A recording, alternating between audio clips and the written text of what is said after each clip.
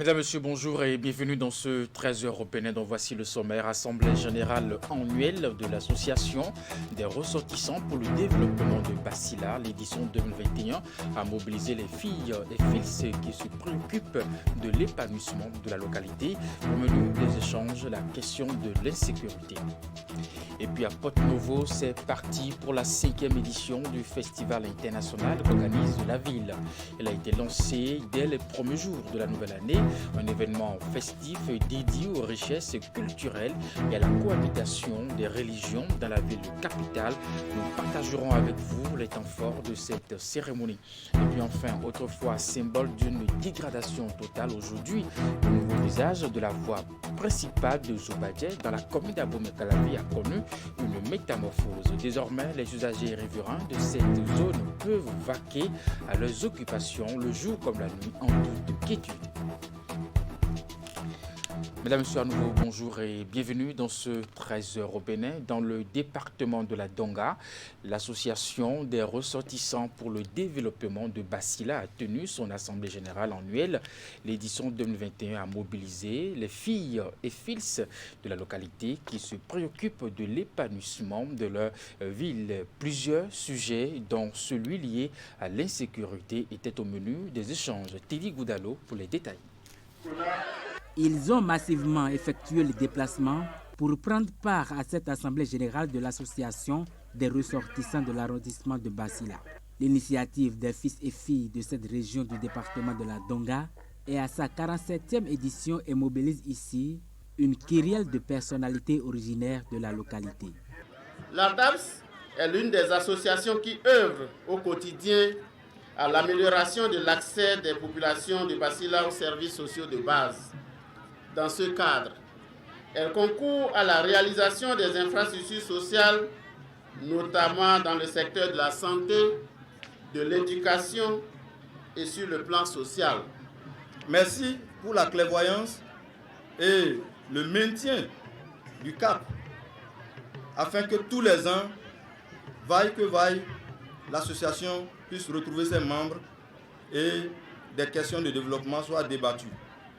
Durant ces assises, les questions qui minent le développement de l'arrondissement de Basila sont débattues. Il s'agit notamment des questions liées à la transhumance, l'insécurité, l'éducation et bien d'autres. C'est d'ailleurs le moment pour la présidente de l'association des ressortissants de Basila de faire le point des actions menées. La lutte contre la vente des stupéfiants et les produits frelatés, la sensibilisation des parents sur le suivi, l'encadrement de l'éducation des enfants, sur le respect des bonnes mœurs et la récompense des meilleurs élèves en fin d'année scolaire. La sensibilisation sur la propriété de l'environnement en général, traitement d'eau, de puits, de forage, tout autre destiné à la consommation. Point n'est nécessaire de rappeler le sens que revêt cette rencontre, qui, ma foi, malgré le temps qui passe, reste attractif et aussi objectif pour une cohésion sociale qui fait de Basila une ville unique. La rencontre est une occasion de grande retrouvailles et de réjouissance des ressortissants de Basila. La présidente de l'association invite par ailleurs les participants à cultiver l'esprit de paix et surtout d'entente en vue de relever les défis nouveaux. Et puis dans la matinée de vendredi dernier, veille de la nouvelle année, le Père Noël pour la circonstance, nommé Geoffroy Akossou, était aux côtés des enfants malades et hospitalisés au centre hospitalier départemental CHD Monokoufo. Bras chargé de cadeaux, le jeune leader politique de la 18e circonscription électorale est allé mettre de la joie au cœur de ses enfants au nom de sa fondation, la Fondation AKG. Reportage de Geoffroy Messan. Geoffroy Akossou, dit AKG, est un jeune leader politique de la 18e circonscription électorale. L'instant de la matinée du vendredi 31 décembre 2021, il s'est mué en Père Noël pour les enfants malades et hospitalisés du centre hospitalier départemental CHD Monokoufo de Lokossa. Dans son sac, des jouets qu'il a distribués aux enfants au niveau de la pédiatrie avec la bénédiction des responsables du centre. Au nom de toute l'équipe de la pédiatrie, je vous dis merci Merci pour ce geste vraiment louable. Merci pour avoir pensé une fois encore à faire un geste à l'endroit de nos enfants. Et que Dieu vous remercie d'avance. Et on ne finit jamais de remercier les gens. Mais on espère aussi que ce n'est que le début. Vous n'êtes pas à votre premier geste. Vous êtes un habitué. Comme on le sait très bien, la santé, ce n'est pas que le bien-être physique, mais c'est également le bien-être psychologique, mental et autres. Et ce geste que vous faites aujourd'hui, je crois que ça participe de ce volet de la santé. Nous vous disons merci. Ce geste humanitaire, Geoffroy Akosu l'a mené au nom de sa fondation, la Fondation AKG. Outre les jouets que tous les enfants ont reçus, AKG a aussi mis à la disposition des enfants une enveloppe financière de 100 000 francs CFA. De quoi soulager les peines des parents de ces enfants. Mon staff et moi, ma fondation AKG, vous promet et vous dit ce ne serait pas la première ni la dernière. Tant que Dieu nous donne longue vie, la force de le faire, nous allons continuer d'œuvrer dans ce sens. Nous allons rester en contact. S'il y a des situations, que je sois là ou à l'extérieur, faites-moi signe, nous allons voir comment, ensemble, nous allons essayer de cerner pour aider les enfants dans ce sens. Je ne vais pas oublier aussi le chef de l'État, qui fait beaucoup pour nous, comme vous l'avez dit. On ne peut pas énumérer tout. Quand on lui dit longue vie, que Dieu lui donne la force de terminer ce qu'il a commencé pour notre cher pays, le Bénin. Je profite de l'occasion pour dire bonne fête à toute la nation béninoise et surtout celle de la 18e circonscription électorale. Geoffroy Akosu et les membres de son staff ont sillonné les différentes salles et les pavillons du service de pédiatrie et de néonatologie du CHD Lokossa en apportant des sourires aux lèvres aux pensionnaires et aux parents des malades. La Fondation AKG poursuit ainsi ses actions de soutien et d'appui aux personnes vulnérables. Attendez. À Porto-Novo, c'est parti pour la 5e édition du festival international qu'organise la ville. Il a été lancé dès les premiers jours de la nouvelle année, un événement festif dédié aux richesses culturelles et à la cohabitation des religions dans la ville capitale. Le maire Chalmayankoti, en présence des autorités gouvernementales et parlementaires, a procédé à l'ouverture des activités au stade Charles de Gaulle de Porto-Novo. Reportage. Ce gong qui a résonné et cette flamme allumée consacrent le lancement officiel des activités de la 5e édition du Festival international de Porto-Novo. Un rendez-vous autour duquel sont mobilisées autorités politico-administratives, responsables religieux et populations pour célébrer à travers divers spectacles les richesses culturelles de la ville de Porto-Novo. Cet événement festif est l'expression d'un brassage culturel entre les groupes ethniques vivant à Porto-Novo et environ. Au cours de la présente édition, Porto-Novo offrira donc au monde entier une palette de cultures faites, entre autres, de danse, de musique, de rites, de culte et de représentation visuelle de nos divinités.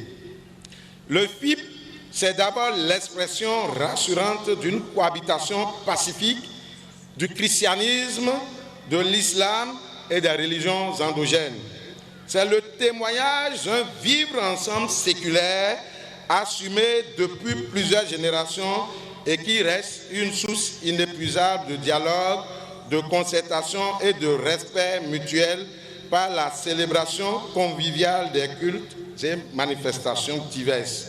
Le FIP 2022 est ensuite le fruit d'un mélange artistique issu des retrouvailles de tous les talentueux artistes de l'OME et du Bénin qui s'exprimeront à travers des dizaines de spectacles sur les esplanades de l'entrée de la ville, de l'Assemblée nationale, sur les scènes du Centre culturel Ouadada, la place de l'Unité, etc. Le FIP 2022, c'est des visites de sites touristiques rénovés dans la ville et des démonstrations de prestigitation des Égougoum, Zangbetor et Gunko sur les places traditionnelles de la ville dédiées à cet effet. Placé sous le thème « Restitution des patrimoines du Bénin, recherche en provenance, densification et transmission du savoir à Djaké, Hogbonou, Porto Novo », cette 5e édition, comme celle des années antérieures, a bénéficié de l'appui du gouvernement qui mise d'ailleurs sur le tourisme comme levier du développement. La culture et les arts, parce qu'ils permettent de mettre en évidence le mode de vie et la façon d'être des Béninois, donnent à l'offre touristique une plus-value majeure pouvant générer des emplois et une économie importante. Qu'il me soit alors permis de dire l'admiration du gouvernement pour les choix judicieux et ambitieux qu'ont fait le conseil municipal de Porto Novo et le maire en perpétuant le Festival international de Porto Novo. Au bout de 5 éditions, le FIP s'impose désormais comme un rendez-vous incontournable, non seulement dans l'agenda culturel national, mais aussi dans les lieux référencés comme manifestation touristique de notre pays. Plusieurs prestations artistiques ont meublé cette cérémonie d'ouverture. La flamme allumée ce jour va donc maintenir son éclat dans la ville de Porto Novo jusqu'au 10 janvier prochain. Vous avez envie de faire carrière dans le métier de conducteur de taxi-moto, appelez Zémidjan à Cotonou. Eh bien, le reportage que vous allez suivre vous informe sur la procédure, les pièces à fournir et où aller se faire enrôler afin d'exercer ce métier en toute quiétude. Teddy Goudalo. Celui qui fait son entrée dans cette pièce du 13e arrondissement de Cotonou a nom Christ Deoumon. Sur le point de démarrer son activité de taxi-moto, communément appelé Zémidjan, il est venu prendre connaissance de la procédure. Bon, ce que j'ai retenu, c'est que le papier, au jour d'aujourd'hui, ça a changé par rapport à avant. Parce qu'avant, tu pouvais même envoyer quelqu'un qui peut venir faire les papiers pour toi. Mais au jour d'aujourd'hui, il faut que le propriétaire de la moto soit là et que le conducteur aussi soit présent. Du côté de ces années dans le métier, le processus paraît simple, mais très indispensable pour faire carrière dans cette activité. Une fois à la mairie, on te délivre un papier dénommé droit taxi. Il est nécessaire de l'avoir avant de circuler dans la ville.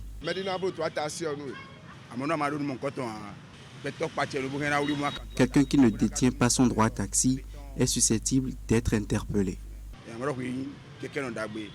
Les pièces à fournir au niveau de la mairie pour prétendre être conducteur de taxi-moto sont multiples. Si vous achetez votre moto, vous venez d'abord à la mairie, à la section du droit taxi. Vous prenez les documents, c'est-à-dire les papiers d'achat, et le BFU, la liste des quittances, la douane de la moto. Ça, c'est nécessaire. Plus 5 100 francs. Maintenant, la carte d'identité du propriétaire, la carte d'identité de celui qui veut conduire la moto s'ajoute à ces pièces que je viens de citer et puis on vous enrôle. On vous donne un numéro.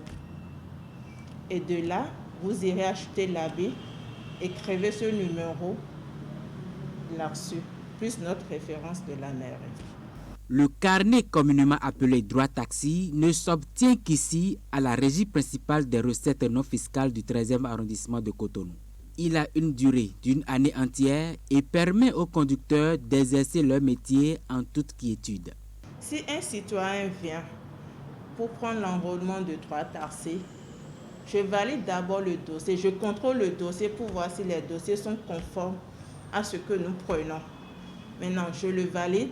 Et puis, ils iront payer à la caisse. Et là, s'ils payent, ils viennent avec 2 quittances, avec un reçu de la caisse.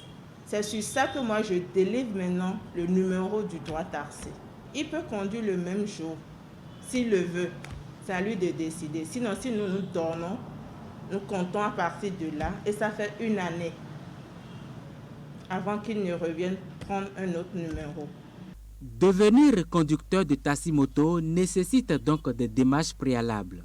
Et ces hommes en maillot jaune le savent pertinemment malgré quelques indélicats qui exercent le travail dans l'illégalité.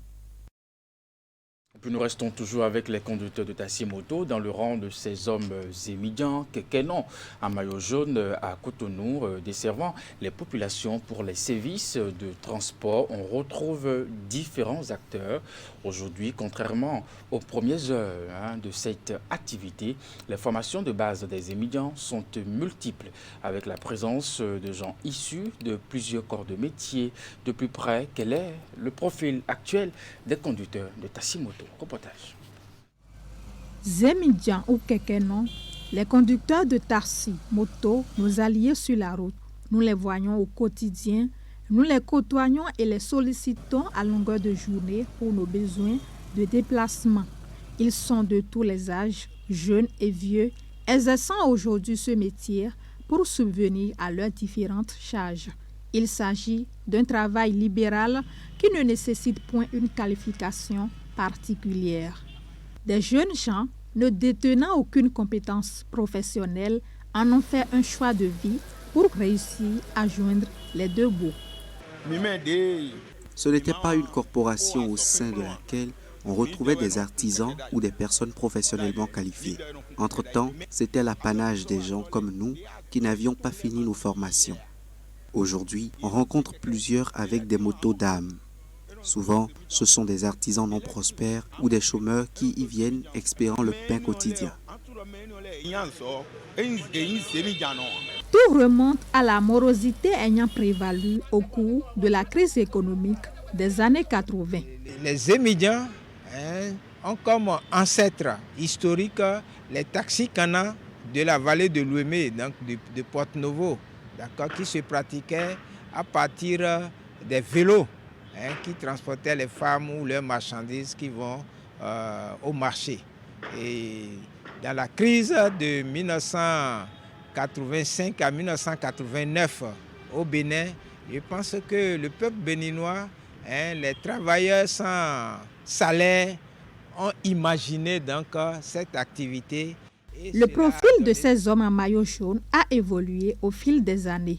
On retrouve aujourd'hui dans leur rang toutes sortes de personnes au curricula de formation variées. C'est la lèvre que je revendais avant. Bon, après, j'ai commencé par faire l'élevage. Donc, après tout, ça ne marche pas.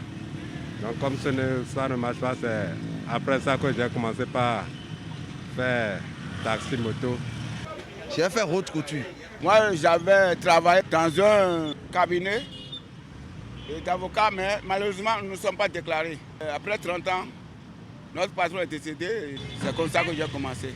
Celui qui a une moto peut décider donc de se transformer en émigrant. C'est d'abord les déflatés, c'est-à-dire ceux qui n'ont plus d'emploi.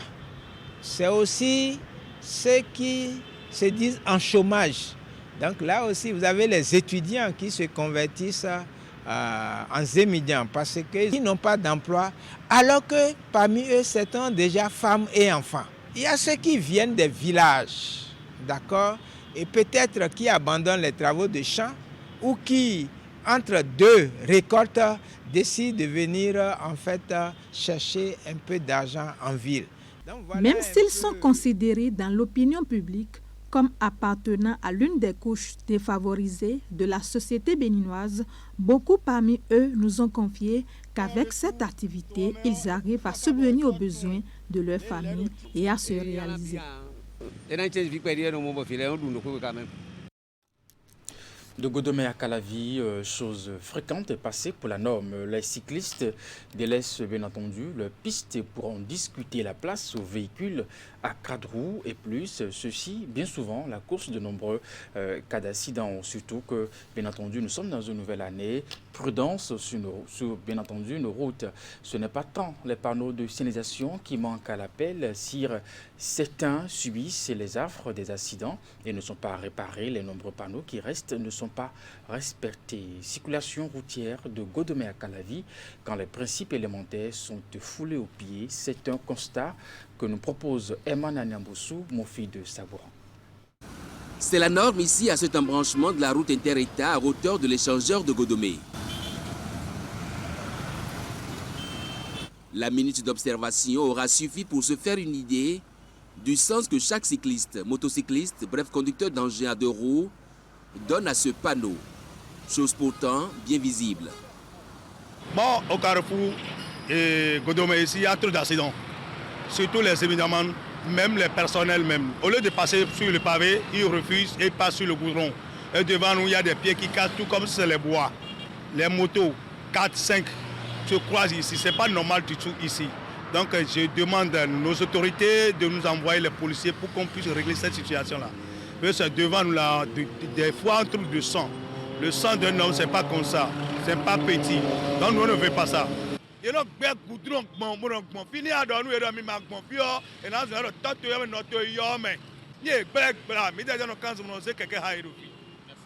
Un riverain simplement révolté par les nombreux cas d'accidents enregistrés à cette hauteur, du fait de l'incivisme avéré des motocyclistes qui délaissent tout bonnement la piste à eux réservée pour en discuter la place aux véhicules de 4 roues et plus sur une voie inter-État. Ici, la Libye a tout trouvé. Nombre d'usagers interrogés ne sont pas ignorants des nombreux risques qu'ils encourent, mais ils pointent du doigt l'état désastreux de la piste réservée aux cyclistes. Il n'y a pas la voie. Ici, là, mais ça c'est pas bon. Pour nous, les évidemment, c'est pas bon pour nous. Ça fait des mouvements. À la fin de journée, là, tu sentiras mal. C'est pourquoi on est obligé de prendre par ici. Est-ce que vous savez qu'il y a des risques à prendre par ici? Oui, on sait. Ali Daroué, bon, aga des bonnes les clés accident. Donc, aga y mais bon nous à respecter. C'est des accords à respecter. Bon nous à nous piquer bon bon de avoir puis au moins à beton bon. Et mais on a prendre en charge. À moi oui bon Ali Daroué dit bon de avoir ton. Le soir de Rodéa. Donc on est sur baïné. Ailleurs, et chose récurrente sur cette voie, c'est la signalétique qui a disparu et tout est donc permis. En gros, de Godomé à Calavi, bien des panneaux sont encore implantés. Pistes cyclables, interdiction d'arrêt et de stationnement, passage piéton, feu tricolore en vue, trafic local. Mais quand l'usager le décide, il viole allègrement ces différents panneaux au risque de sa vie et bien souvent avec des ennuis aux autres usagers de la route, respectueux du code. Un autre fait à évoquer dans ce 13h urbain nous amène à faire un tour dans la commune d'Abomey-Calavi pour parler d'insécurité liée au caniveau à ciel ouvert sur les tronçons Carrefour-Ita, Tankpé, Parana, Bakita. Il est aisé de rencontrer des caniveaux à ciel ouvert de part et d'autre qui mettent en difficulté les activités des usagers riverains. Reportage. Esther est propriétaire de cette boutique de vente de fournitures scolaires sur ce tronçon Carrefour-Ita Tankpé dans la commune d'Abomey-Calavi. Elle cohabite depuis plusieurs années avec ces caniveaux à ciel ouvert qui représenteraient un danger pour son activité. Les caniveaux à ciel ouvert, c'est un risque. On peut toutefois tomber dedans. Ça dégage des odeurs avec la chaleur et tout ça. Vraiment, c'est pas vraiment agréable. Devant une boutique, parfois, les gens veulent garer, mais comment garer avec les caniveaux à ciel ouvert? C'est vraiment compliqué et tout ça. Tout comme Esther, d'autres riverains et usagers ont fait savoir les difficultés qu'ils vivent avec ces caniveaux à ciel ouvert. Vous voyez, Calavi comprend, c'est comme ça. C'est comme ça. Ils laissent les caniveaux, les gens tombent dedans. Surtout ici, il n'y a plus, on tombe en désordre, tout ça, c'est pas bon. C'est déplorable ce que nous constatons ici parce qu'il y a plein de sachets aussi dans le caniveau. Bon, moi, je vois que ce n'est pas du tout bon. Je suis ici depuis décembre 2009. C'est un peu après mon arrivée ici que le caniveau a été fait. Et c'est à ciel ouvert, ce n'est pas couvert. C'est une situation qu'on déplore et qu'on en parle toujours. Jonchés de déchets et même d'eau souillée, ils sont source de plusieurs maladies comme le paludisme, au dire des riverains. Ça produit beaucoup de moustiques. Si bien que nous sommes à Calavi, nous ne sommes pas dans une zone marécageuse, mais les moustiques, vraiment. Et nous, moi, j'ai compris que ce sont ces espèces-là, ces caniveaux à ciel ouvert là, qui produisent ça. Pour quelles raisons ceux qui font mettre les pavés là ne finissent pas? On ne ferme pas l'endroit, on laisse de petits trous. Je ne sais pas. Nous sommes en période de fête. Il y a des gens qui, dans leur grande joie, ne se contrôlent pas, ils peuvent tomber dedans. La situation est identique sur le tronçon Tankwe-Parana-Bakita. Des tenants de boutiques, pour pallier un tant soit peu à ce problème, se voient dans l'obligation de trouver une solution temporaire. D'où la présence de ces dallettes en bois pour soulager les peines de la clientèle. C'est nous-mêmes qui avons appelé le ministère pour acheter les bois pour qu'ils puissent nous arranger ça un peu pour que les clients puissent monter en haut. C'est pas trop prudent. Lorsque les gens montent, ça bouge. C'est pas vraiment prudent. Voilà, donc c'est un peu ça. Quand vous ne faites pas les trottoirs là, quand on gagne sur la voie comme ça, les policiers nous ont attrapés sur la voie. Très préoccupés du danger qu'ils courent, usagers et riverains pointent du doigt la municipalité qui, selon eux, ne joue convenablement pas son rôle. Ils parlent d'un silence quelque peu flagrant qui met en danger la population d'Abomey-Calavi.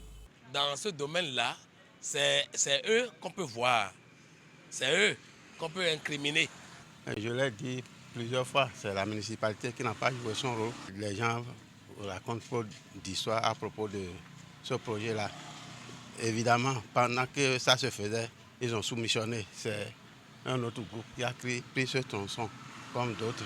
Et les gens disent même qu'ils ont dû bouffer ce qui est destiné pour réaliser le projet, que c'est pourquoi on a cet état de fait. La seule chose que j'ai vu faire ici par la municipalité, c'est que par moment, ils dégagent le sable ou bien les débris qui sont là-dedans. Bon, et quand ils le font, ce n'est pas séance tenante qui ramasse encore le sable. Et ces sables-là, une partie retourne. Et ils viennent ramasser quand même, ils viennent ramasser. Et ils le font par moment.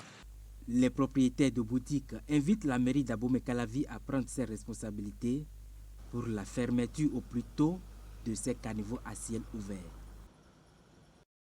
Je vous l'annonçais, autrefois symbole d'une dégradation totale, aujourd'hui, le nouveau visage de la voie principale de Zobadje dans la commune d'Abomey-Calavi a connu une métamorphose. Nous allons retrouver ce reportage dans nos prochaines éditions, mais avant, sachez que désormais, les usagers et riverains de cette zone peuvent vaquer à leurs occupations, le jour comme la nuit, en toute quiétude. Mesdames, Messieurs, c'est la fin de ce 13h au Bénin. Merci de l'avoir suivi. Je vous retrouve demain dès qu'il sonnera 13h. Jusque-là, portez-vous bien. À très bientôt.